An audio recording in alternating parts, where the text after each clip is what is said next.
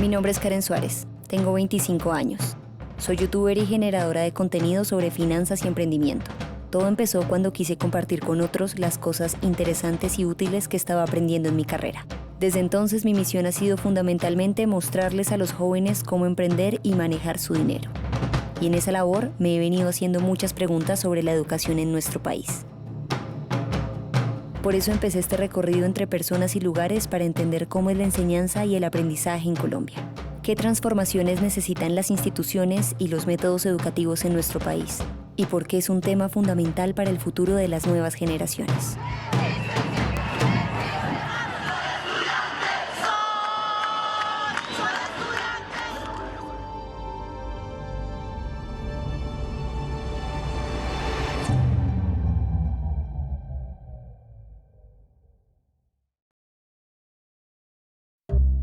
Hágale tranquilo que no hay problema. Marta Upegui, 1. Que Lady botó la claqueta. Francisco Cajiado, toma 1. ¿Qué es educación? La educación ¿Qué es educación? Educación es una preparación para la vida. es el camino que nos conduce al descubrir. Según los antropólogos, la educación es la transmisión de los códigos culturales de una generación a otra. Es decir, aquello que hace que los que nacen vayan aprendiendo a vivir dentro de una comunidad particular y específica.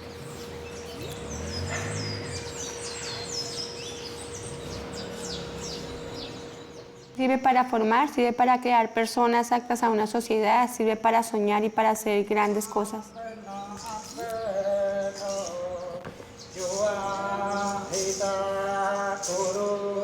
Porque no se busca solamente que haya un conocimiento, ¿sí?, mental, sino que también haya ese conocimiento espiritual, físico, ¿sí? Entonces, como conectarnos desde el espacio donde estemos y universalizarnos.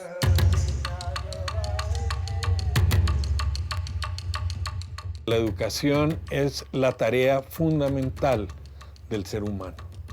Los seres humanos nacemos y desde el instante en que nacemos empieza nuestra educación hasta que nos morimos.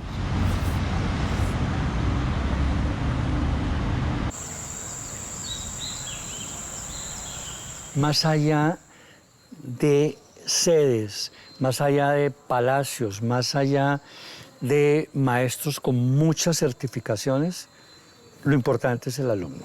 Para mí lo más importante es de que ellos sean felices. Ese valor de ser felices, de la autoestima, de creer en ellos mismos y la autonomía, es la base para que ellos tengan un excelente aprendizaje. ¿Qué es lo importante que tiene que tener la educación? Apertura, respeto por el individuo. Cada ser tiene una forma muy diferente de aprender y eso es algo que lo he visto por años en la educación y que a veces a los maestros les cuesta un poco entenderlo. Y a veces queremos colocar a todos los chicos en un mismo canasto y cada uno es diferente. Cada uno de nosotros somos muy diferentes. Entonces, definitivamente tenemos que tener una apertura y un respeto por el ser, es importantísimo. Si lo empezamos a mirar desde ese lado, creo que estamos ganados. Óigame bien, porque es que no todos tenemos el mismo ritmo de aprendizaje, eso lo sabemos y no estoy diciendo ninguna verdad nueva, eso lo sabemos y lo hemos repetido y lo han repetido pedagogos, psicólogos, todo el mundo. Pero en la práctica, los 30 alumnos que están ahí tienen que trabajar al mismo ritmo. No, el alumno tiene que trabajar a su ritmo para que ese ritmo le permita, primero, adquirir una gran confianza en lo que él es, una gran seguridad en sus capacidades para aprender y una gran posibilidad de preguntas y de exploración y de construcción. Eso lo da un ritmo, eso lo da trabajar al ritmo de uno.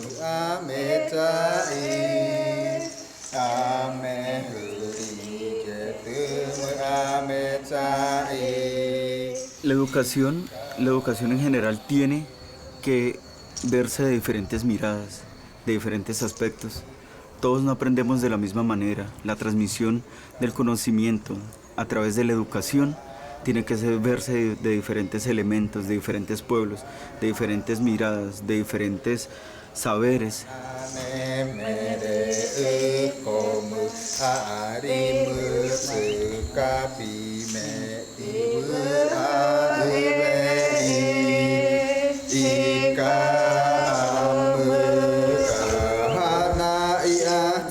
Como bien es cierto, vemos que hay niños que están muy avanzados, ¿sí? Y hay unos niños que están en su proceso de desarrollo más lento, en donde nosotros no podemos decir que están bien o mal, están en su proceso. Entonces, ¿qué pienso yo? Que nosotros como tutores tenemos que colocarnos en el lugar que el niño nos necesite en su proceso de aprendizaje y conocimiento. Entonces, todo va a girar en torno en el proceso de aprendizaje que cada niño esté.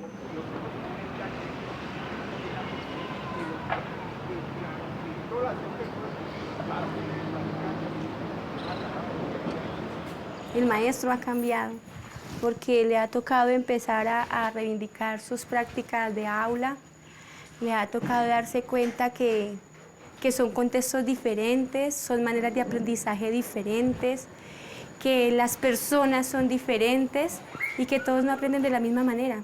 Sí, porque había que seguir unos pasos estrictos y tenías que ir al ritmo de los otros compañeros. Ya me parece que eso limita un poquito el aprendizaje.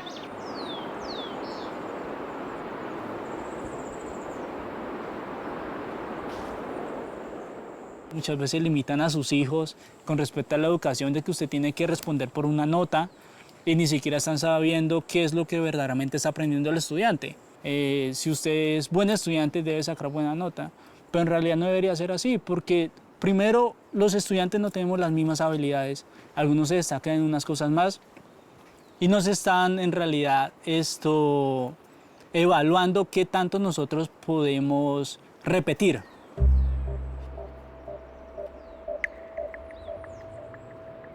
Y con este colegio siento que es mejor porque es una educación personalizada, que tú puedes estar con el profesor una hora hablando y puedes entender más que como en un lugar donde hay 50 estudiantes.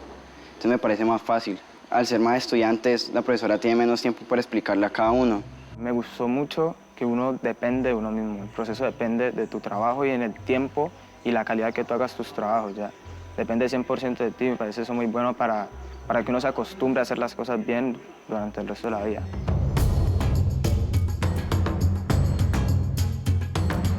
Cada uno de los chicos viene con algo diferente. Hay unos que son unos pelados brillantes para las matemáticas y chévere que el padre apoye eso y que se vaya con sus pelados a esos intercolegiados y que, no sé, que se muevan en esa onda. Genial. Como hay otros que tenemos hijos que son deportistas o otros que tienen hijos que son artistas. Entonces, ¿cuál es nuestro papel? Apoyar eso. Realmente reconocer cuál es el don que tiene tu hijo y si tu hijo va a ser panadero, pues me quiero comer el mejor pan del mundo con ese pelado.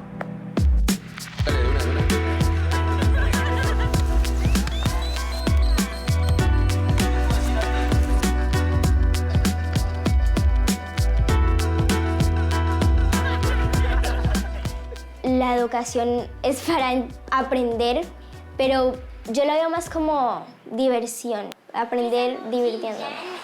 Like one of my favorite representations. I even have it for when I log in my computer, there's my name and a little photo, which is Jin Jack.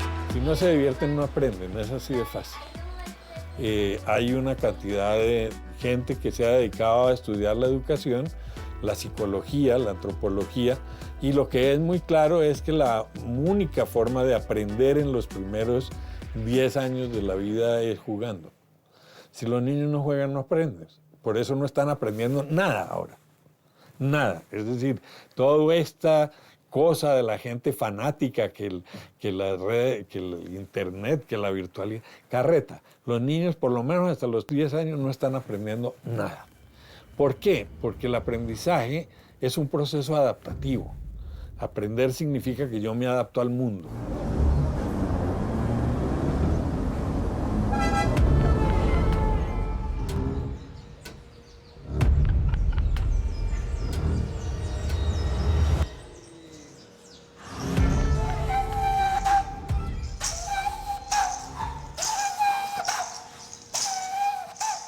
desde la comprensión y el entendimiento buscamos que, digamos, todo esto, la tecnología, se pueda utilizar adecuadamente para dar a conocer realmente el pensamiento nativo originario y lo milenario que está guardado. Un pedacito, no es mucho.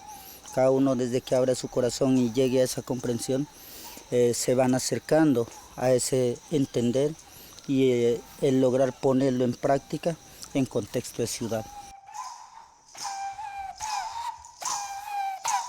No todos los sitios se plantean las mismas preguntas.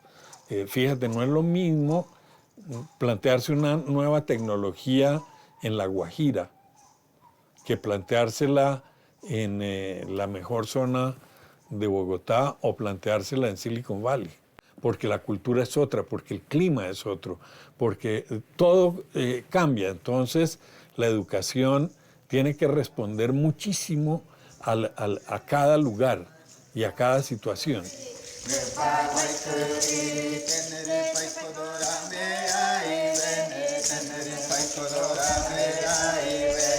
Nosotros los pueblos indígenas aprendemos por medio de la oralidad. Esa es la transmisión del conocimiento, de la palabra, de nuestros abuelos, de nuestros mayores, de nuestros taitas. Ese es el conocimiento que nosotros recibimos tradicional, es oral. Entonces, al coger un computador o al coger libros o a coger eso, es un impacto grande porque tenemos todas estas herramientas, pero si no las sabemos utilizar, no las sabemos usar, y si no las sabemos usar tampoco les vamos a dar buen uso.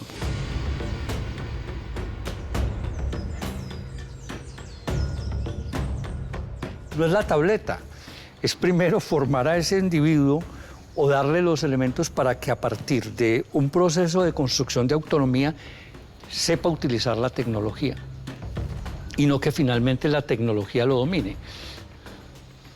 Porque creo que ahí estaría como la gran trampa, ¿no? Ahí estaría, para la educación estaría ahí la trampa. Porque la tecnología prácticamente aquí no nos sirve. Nosotros no, los internet, mal la señal, mala la comunicación de celulares. No entra internet, pero sí regalan tablets, regalaron computadores. ¿Pero para qué? Para tenerlos guardados. Me parece que ahí está el riesgo grave ahora, ¿no? De creer que la innovación educativa y el cambio educativo es la tecnología introducida en el colegio, en la actividad académica. No, me parece que la tecnología es un recurso que nos facilita, nos da muchas facilidades, pero que la tecnología por sí misma venga a establecer una innovación educativa y un cambio educativo, no. Y me parece que en el imaginario un poco se está jugando a que si entra la tableta, entra el computador, entra y media entre el alumno y el profesor, estamos innovando. No, yo creo que antes que tabletas y computadores, y esto lo digo con toda la responsabilidad, fortalezcamos la relación pedagógica y después sí que vengan las tabletas, pero primero es la relación pedagógica, la relación maestro-alumno y que sea el alumno el protagonista del proceso. Y ahí sí que vengan las tabletas, los computadores y toda la tecnología. Los avances y las innovaciones en educación, no tantos ni tan oportunos como quisiéramos, hay que decirlo, han sido consecuencia de iniciativas individuales y colectivas, oficiales y privadas que revolucionaron la forma en que los colombianos aprendíamos. Estuve investigando cuáles fueron esos hitos memorables en nuestra historia.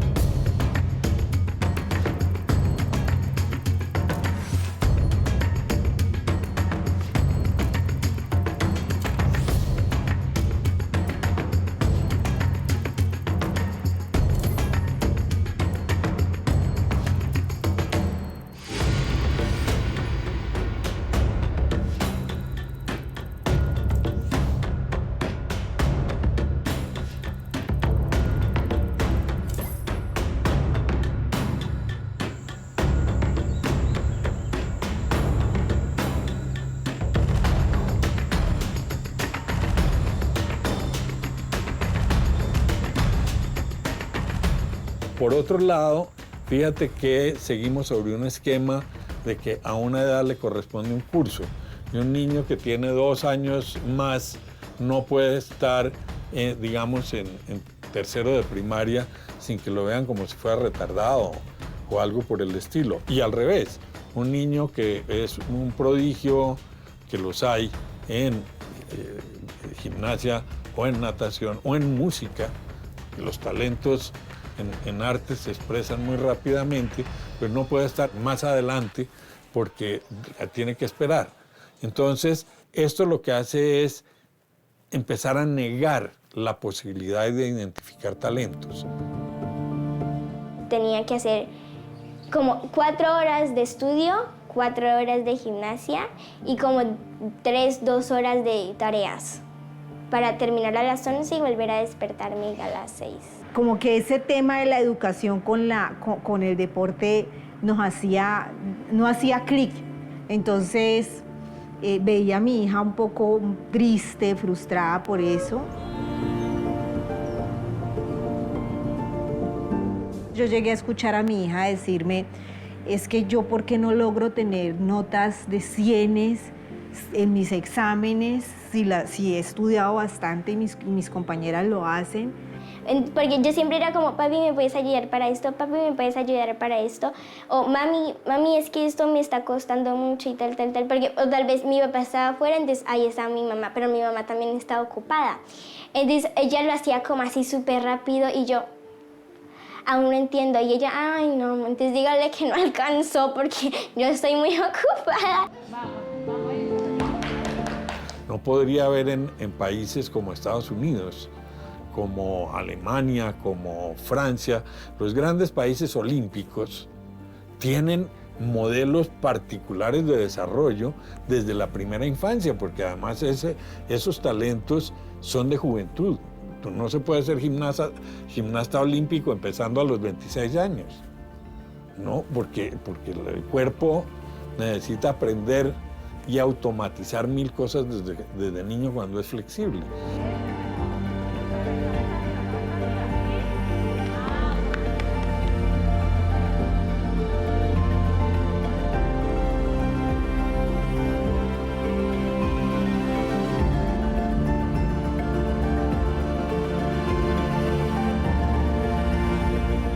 Maneja tutores que son como en un colegio tradicional los que serían los directores de grupo, que son los que se encargan de estar pendiente de tu proceso y todo. Y ya para cada materia hay un mentor al cual uno se acerca cuando tenga alguna duda o algo y es el que te da los trabajos para llevar a cabo la materia. Muchísimo más sencillo y tengo más tiempo no solamente para gimnasia, pero para mí. O sea, cuando no entiendo algo, ahí están ellos para explicarme qué es lo que no entendí. Y si no lo volví a entender, otra vez me lo vuelven a explicar y pues tengo más tiempo, como dije, es más chévere. Ella siempre mostró su deseo por ser deportista y estaba 100% segura en eso y era como, pues es que esa es su vida. Yo simplemente vengo a acompañarla y apoyarla y además no me está pidiendo hacer algo terrible, me está pidiendo que la acompañe en algo que la hace feliz. Porque ya no estoy tan ocupada, tan estresada. En la primera época llegaban al colegio los alumnos que definitivamente estaban en conflicto con el sistema tradicional. Y generalmente ese conflicto, ¿cómo se expresa en el día a día? Como indisciplina. Claro, porque el alumno es resistente a esa monotonía, a ese letargo. ¿Y qué empieza a hacer? Pues empieza a hacer, yo no quiero justificar pues obviamente la indisciplina, pero quiero decir, ¿qué empieza a hacer ese alumno en el letargo? Pues busca cosas que lo saquen del letargo y hace cosas indebidas, cosas que van contra el manual de convivencia. No estoy justificando, estoy simplemente explicando. Entonces, eso se vuelve un problema de disciplina. Cuando el colegio sigue pensando que es un problema de disciplina y no un proceso, no es un problema de la estructura de la educación, pues estamos perdidos, porque si es un problema de disciplina, ¿quién termina como víctima de ese proceso? Pues el estudiante. ¿Quién deserta? El estudiante. ¿Quién aborta el proceso? El estudiante. Entonces, esos me llegaron a mí inicialmente, claro, por supuesto, era lo lógico. Pues porque allá tuve ciertos problemas académicos, entonces tuve que cambiar de esa institución. Sí, tuve problemas en alas. porque hablaba mucho, recochaba mucho y molestaba mucho. Bueno, regular, malo, indisciplinado. Sí, a nivel de niños y adolescentes eso es, créame, lo que impacta un juicio de esos, ¿no? Un calificativo de esos, ¿no? ¿Cuántas personas hay que han frustrado incluso una carrera por creerse no aptos de pronto para la escritura o para el arte o para las matemáticas? Yo no soy una persona que entiende mucho, yo me distraigo muy rápido. Con esta educación puedo yo estar con el profesor y entender más fácil. Tomando de ejemplo esta metodología, me parece que uno estando aquí adapta una capacidad como de retroalimentación al momento del aprendizaje. Ya me parece eso muy bueno, ya que cuando uno llega a otras instancias de la vida, no va a tener alguien que le esté guiando constantemente. Entonces me parece que esto te prepara para otras cosas que en otros colegios no. En otros colegios tú no adaptas esas capacidades.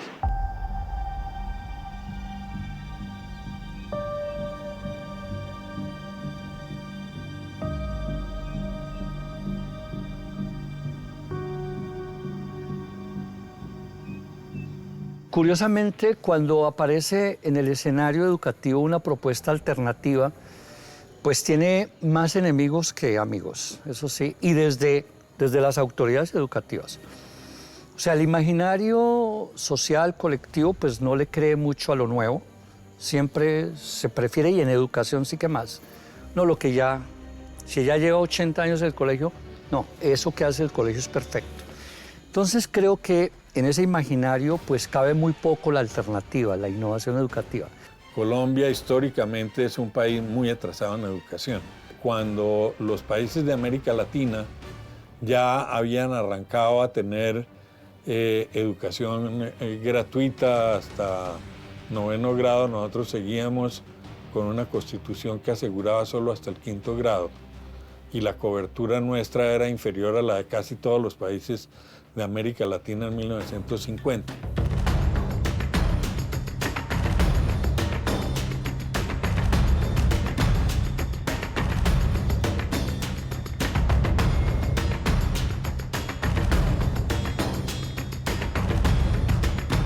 El derecho a la educación se encuentra consagrado en el artículo 67 de la Constitución de 1991.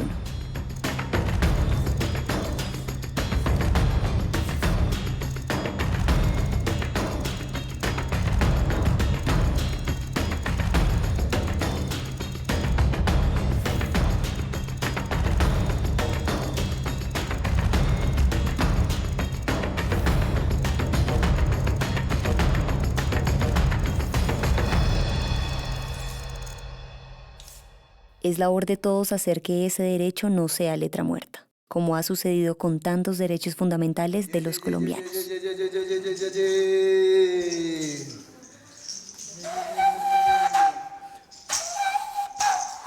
La etnoeducación en Colombia se ha entendido de muchas maneras, pero digamos que en el fondo responde a esa necesidad de que los niños no pierdan sus raíces culturales, que la comunidad tenga capacidad de intervenir en esa educación y que al mismo tiempo los niños reciban una serie de competencias cognitivas que les permitan tener puente entre su etnia y digamos las culturas dominantes. La Escuela de Formación busca que los jóvenes conozcan más de su cultura. Yo creo que en este momento hay muchos jóvenes que desconocen cuál es su lugar de origen, su territorio de origen, su cosmovisión, su espiritualidad, su pueblo indígena y de dónde vienen. Nacen hay unos grupos, unos clanes por el Caño Cudoyari y los otros por la ribera del río Baupés. Es recuperar todos esos saberes que se han estado perdiendo también por todo este tema de la colonización, de la occidentalización. Entonces hemos estado perdiendo mucho de nuestra cultura, pero también mucho de nuestro territorio.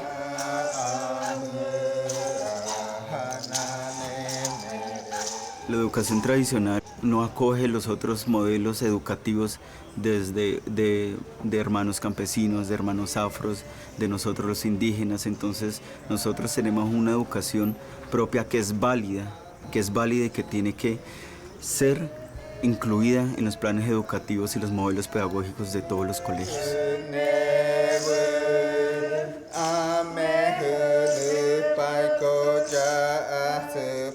Aquí no miramos raza ni color, sino aquella persona que quiere aprender para seguir multiplicando estas enseñanzas que dejó mi abuela.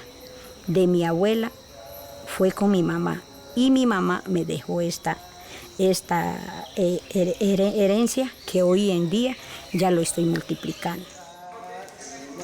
Nos han enseñado que solamente la cultura occidental es la civilizada y que es la que tiene todos los conocimientos, pero eso no es así. Nosotros como pueblos indígenas también somos una civilización, también tenemos un sistema de educación propio, también tenemos sistemas de investigación, también tenemos todo un tema de conocimientos, ¿no? Que no son reconocidos, pero que son tan valiosos, tan importantes y tan científicos como los que se manejan en el mundo occidental.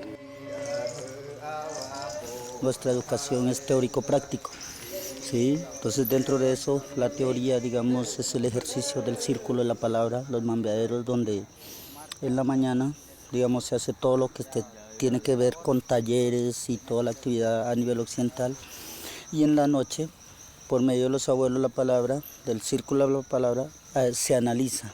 O sea, aquí mismo, en este mismo espacio, digamos, toda la labor desarrollada a nivel de educación y cómo los jóvenes lo vamos interpretando y comprendiendo desde nuestros saberes tradicionales y ancestrales. Y nada mejor que este aroma a humo. Por eso, no sé cómo será, el fuego tiene su misterio, ¿no? Cómo nos reúne y crea su propio lenguaje. La educación occidental es en un salón en 4 paredes, donde a usted lo califican con unas notas de 1 a 10, si usted no, o de 1 a 5, si usted no saca un porcentaje, usted perdió. Ya no puede avanzar porque tiene que estar acá. La educación nuestra es más vivencial, más de aprendizaje en el día a día, más de ir al pie del sabedor, de la sabedora, en la chagra, en la maloca, en el río. Es más vivencial, nuestra educación es vivencial y la occidental es en 4 paredes y te califican con números, ¿no? La nuestra no es así.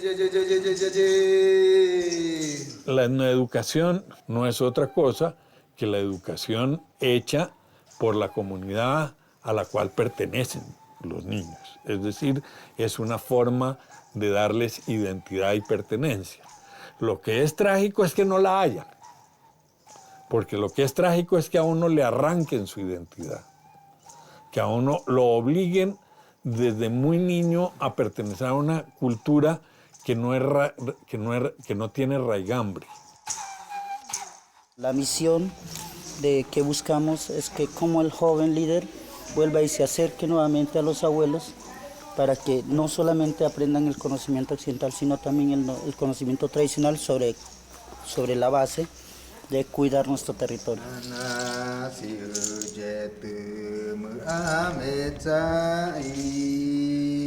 Es por esto que nace esta iniciativa, porque queremos resaltar la educación propia, ¿sí?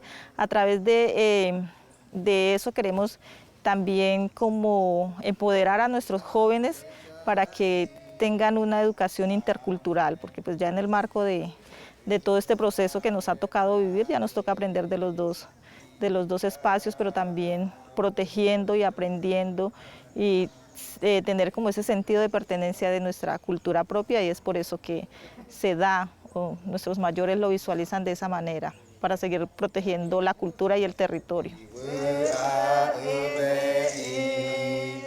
Lo importante de este conocimiento es ver otra mirada, otra educación totalmente diferente al occidente.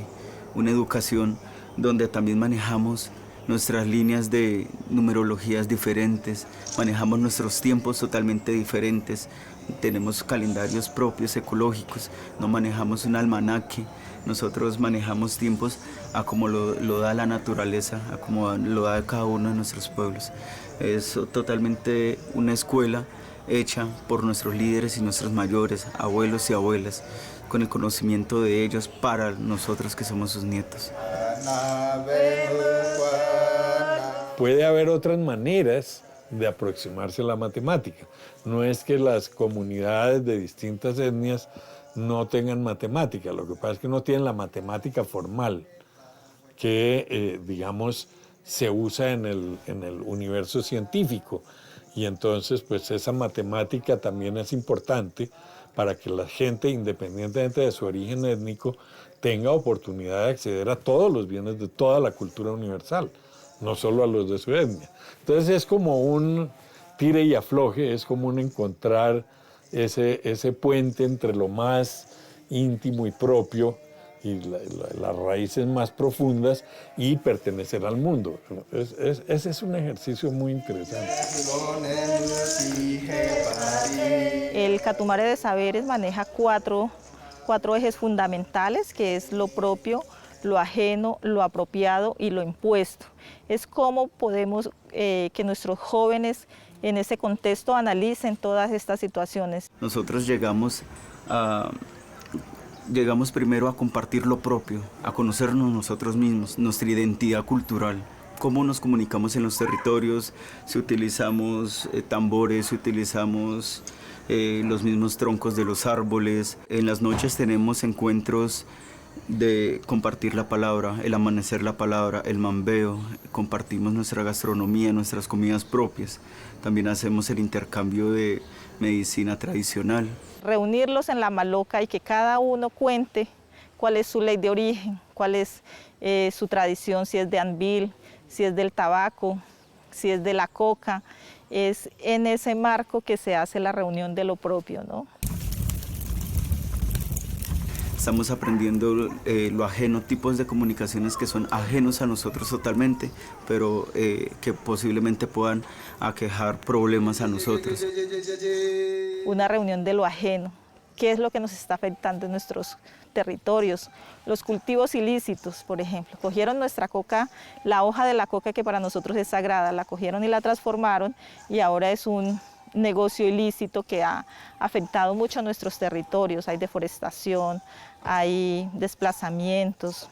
Los líderes que salen de la escuela de formación son los que regresan y retornan a sus territorios para ser los nuevos gobernadores, los nuevos curacas, los nuevos capitanes, los nuevos médicos tradicionales, pero con una capacidad de conocer también gran parte del mundo occidental en la escuela de formación. Por eso digo que la escuela de formación es una plataforma fundamental para que muchos jóvenes, hombres y mujeres líderes, den un paso más adelante y se sumen a la lucha indígena, al movimiento indígena.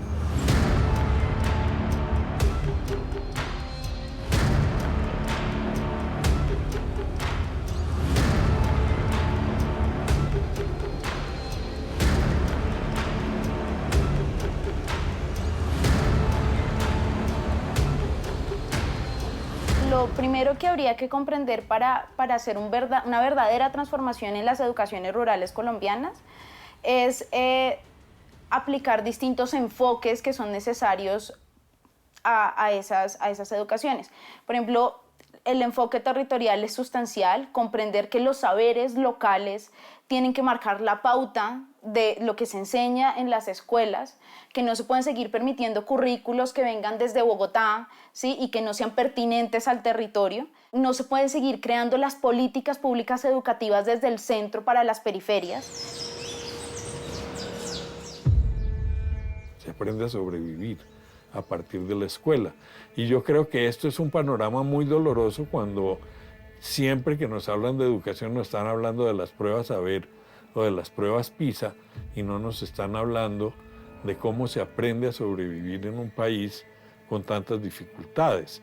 Y lo peor es que eso no va dejando mucho espacio para encontrar talentos fantásticos que vayan a la universidad, que cambien un poco la dinámica de la sociedad, que aspiren a posiciones de poder en la sociedad. Para el caso particular de un territorio como el sur del Tolima, ¿sí? Por ejemplo, de un municipio como Planadas, en donde está toda esta historia del nacimiento de las FARC, de Marquetalia, donde están estas lógicas de guerra ancladas incluso desde mediados del siglo pasado, habría que pensar que la educación pertinente no es una educación que pasa necesariamente por unos saberes técnicos, científicos, como los que requiere un niño en la urbanidad, sino, por ejemplo, otro tipo de saberes que le permitan un mejor desarrollo de su ser en comunidad. La educación en plenaria ha sido muy estigmatizada. Los profesores incluso poseen algunas dificultades para llegar a sus escuelas. Los niños, a mí desde pequeño me tocaba transportarme por lo menos 3 horas para llegar a mi colegio. En la situación de los niños en zonas difíciles, y no me refiero solo al conflicto armado que conocemos dolorosamente en Colombia, pues ¿qué es lo que los niños aprenden? A sobrevivir. Y aprenden a sobrevivir mientras van a la escuela. Se aprende a no decirlo todo. Se aprende a estar callados, porque el que habla corre altos riesgos. Nosotros los maestros teníamos que en algún momento ser apoyo a ese niño que llega y le decía, profe, mi papá lo mataron, profe, nos tenemos que ir.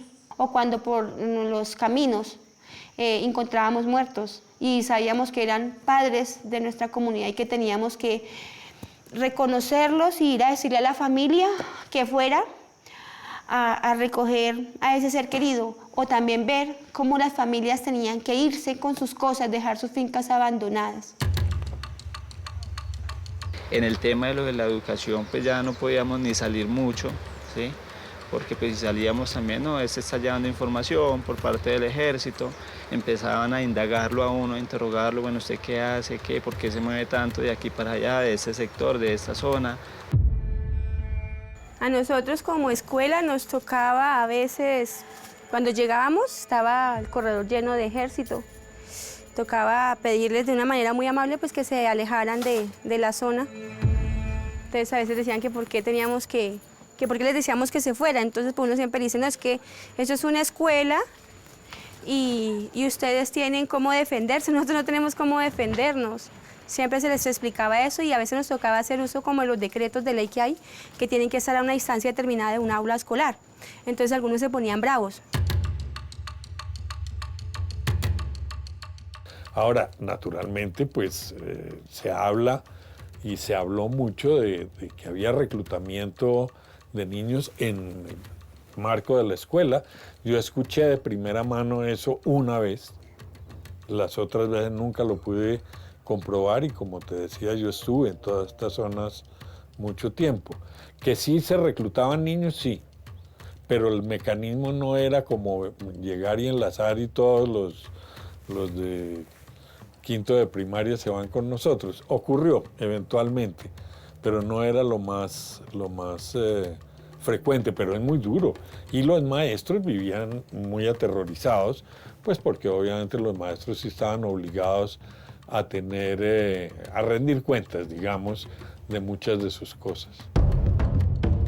Yo acostumbro mucho a ver los muchachos jugar y cuando una mañana yo observo que vienen dos jóvenes acá a la escuela y se paran allá y llaman a una estudiante, vamos a llamarla Lady.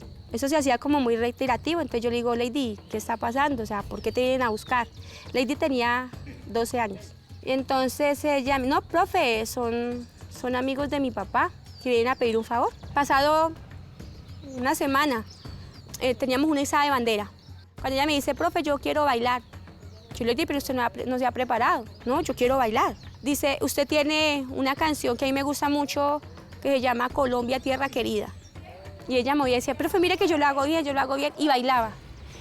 Lo que yo le entendía era que con ese baile y con esas cuestiones que ella me repetía de que, profe, míreme y recuérdeme así, se estaba despidiendo de mí. No lo entendía, no lo entendí. Cuando al día siguiente Lady no vuelve a la escuela, no viene a la escuela. Entonces yo digo, muchachos, nos vamos a buscar a Lady porque eso hacemos nosotros. Saludamos y ¿qué pasó? Que no sé qué pasó con Lady. Entonces dice, profe, Lady se fue. Cuando me mandan a llamar a mí de la escuela, aquellas personas que me habían atendido inicialmente, que dicen, que la necesitan, llego a esa finca y la primera que sale a recibirme es Lady. Con camuflado, con botas, con fusil con balas. Pasan unos días cuando hay un bombardeo donde cae Alfonso Cano y Lady muere allá. En este momento pues estamos tratando de decirle al gobierno, mire, ¿todavía dicen que no somos víctimas? ¿Sí? Entonces, ¿qué se aprende en la escuela? Se aprende a tener miedo y se aprende a manejar el miedo. Y esto ha sido una constante en todos estos territorios. Pero lo peor es que hay sitios donde la violencia es por el hambre. Entonces se aprende a ir a la escuela esencialmente para comer. Lo que caracteriza esta educación rural o estas educaciones rurales es precisamente una serie de ausencias, de deudas históricas que hay con los territorios. Se caracteriza por programas de alimentación escolar y transporte que no llegan, pero también a pesar de esas dificultades y esos obstáculos, estas educaciones rurales son educaciones que se caracterizan por creatividad, por reivindicación, por oportunidad de hacer tejido social, se caracterizan por una innovación que va más allá de la pizarra y se caracterizan por siempre querer poder ver en la educación un camino que tal vez previamente no se les ha dado, ¿no? Está la vereda El Oso, donde queda el espacio territorial, donde entran los excombatientes a hacer posesión acá en el espacio territorial, donde han podido surgir, se han podido incluir a la población en general. Acá estudian excombatientes y estudian población civil.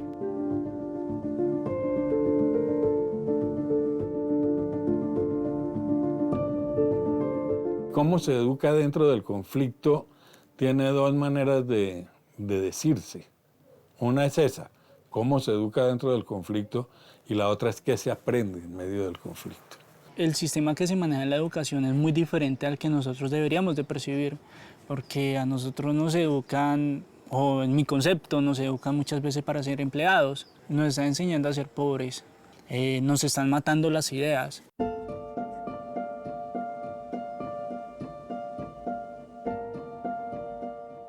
Por ese mismo tema de educación y todo eso, los jóvenes recurren a irse para las ciudades, porque no ven oportunidades acá en los territorios.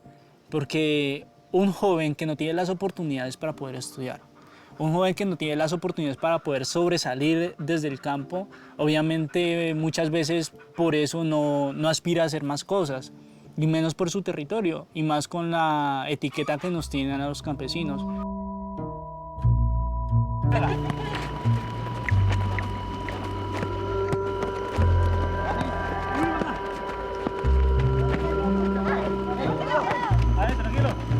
La construcción de paz no se trata de una ausencia de guerra, se trata de la posibilidad de tramitar el conflicto de manera pacífica, mediada, en conversación, en diálogo, ¿sí? Porque no se trata tampoco de negar la guerra, no se trata de negar lo que hubo previamente, se trata es de ese reconocimiento de la historia, de aquel pasado que me precede, para a partir de eso construir algo distinto.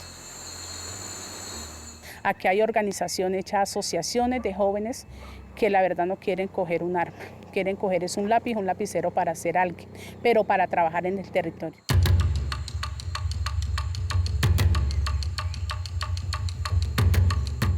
La dificultad es pensar cómo educamos un ciudadano que no sea a partir del miedo. Cómo formamos un ciudadano ético, un ciudadano honesto, por convicción de que así crece toda la comunidad y no por el temor de que lo van a fusilar o que lo van a meter a la cárcel. Durante décadas nuestro país ha estado en guerra, una guerra que rara vez se ha sentido en las ciudades principales y en la capital, pero que ha azotado sin tregua y sin pausa a las zonas rurales y la población más desprotegida. Es una herida abierta que a pesar del acuerdo de paz no ha dejado de sangrar y cuyos indicadores son un testimonio del horror.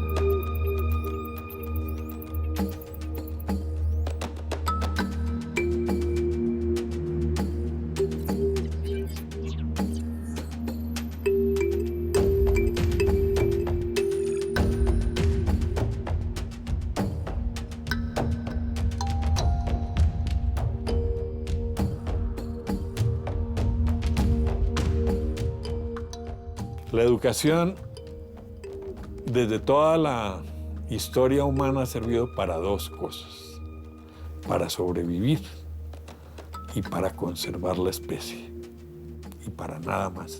Sobrevivir, no sobrevives hoy si no estás muy bien educada. En la época prehistórica tenías que saber cazar, tenías que saber qué cosas se podían comer y cuáles no. Y entonces ese era el conocimiento y el saber fundamental. Hoy, si no sabes ingeniería o no sabes un oficio, no tienes una profesión, miércoles, sobrevivir es difícil. Y para sobrevivir no estamos hablando únicamente de no morirse de hambre un día, sino sobrevivir implica vivir en medio de una sociedad con exigencias. Entonces tú tienes que sobrevivir socialmente y entender que el aprendizaje no es memoria. Eso ya se sabe hace mucho tiempo, pero el hecho de saberlo no nos ha llevado a cambiar totalmente. Mientras sigamos calificando regulares, buenos, malos, excelentes, no estamos generando ese espacio que necesita el alumno de adquirir confianza en sus posibilidades, de descubrir sus potencialidades, ponerlas al servicio de la exploración, de la pregunta, de la investigación y trabajar.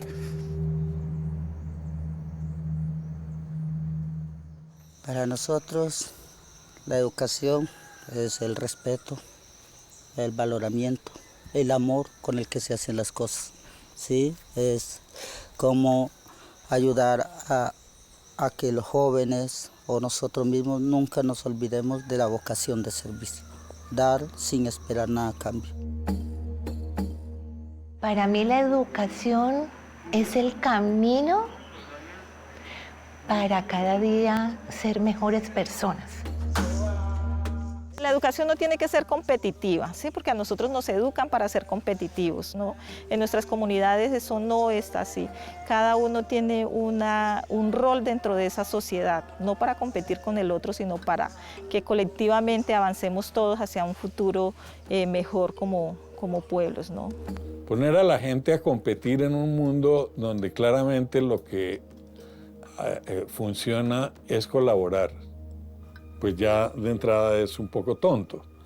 Luego, pretender que el pensamiento tiene números es bastante ridículo. Y tercero, pensar que todos los niños deben hacer lo mismo el mismo día como si fueran monos amaestrados, pues realmente es lo más contrario posible a una concepción del desarrollo en libertad.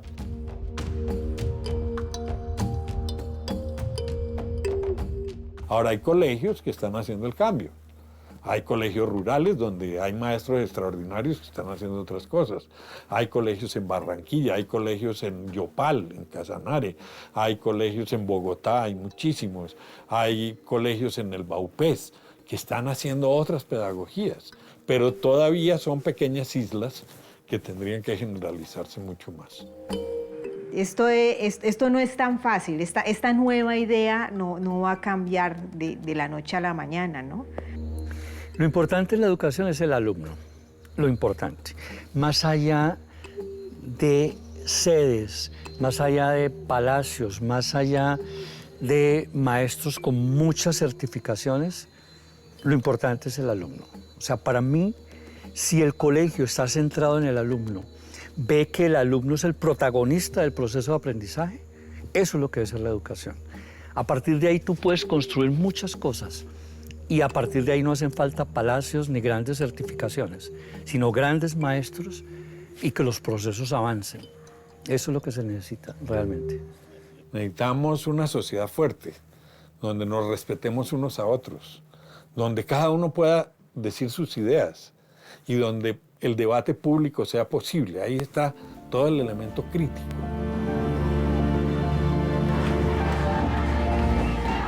Cuando empezó la pandemia me llamó mucho la atención, ¿no? El clamor de todo el mundo. Llegó el momento del cambio, vamos a cambiar. La educación tiene que cambiar, la educación cambiará. Y el cambio fue lo primero que se oyó en todo marzo, abril y mayo. Pero ahora que ya volvemos a una relativa normalidad, usted no ve el cambio.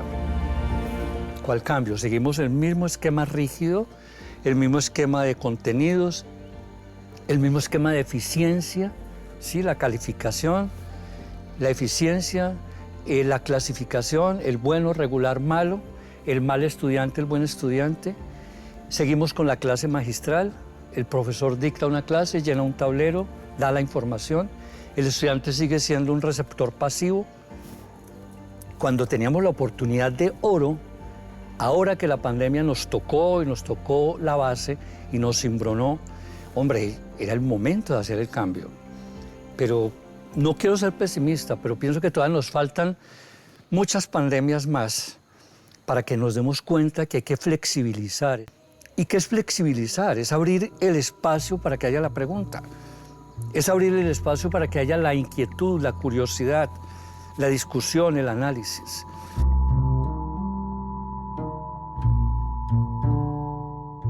Quiero vivir en un país donde los indígenas, los niños problema, los deportistas, los campesinos y todos podamos recibir una educación de calidad.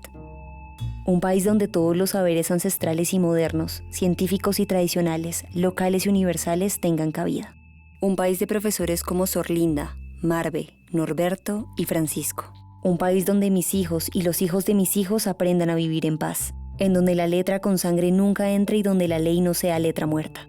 Un país donde la educación sea nuestra gloria inmarcesible y nuestro júbilo inmortal.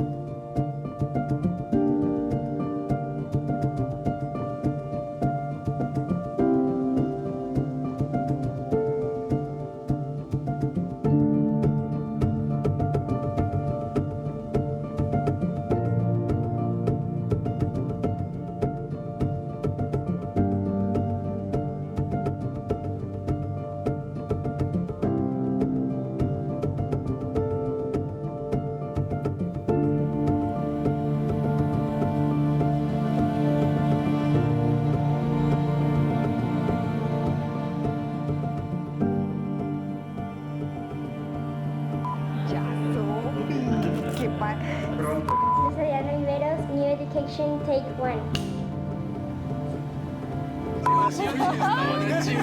Va re bien, así. Harrison toma 1. Tránsito Rodríguez toma 1. Muchas gracias. ¿Dónde está? Toma 5. Eso ya lo tienes muy claro, pero nos vamos andando. Ajá.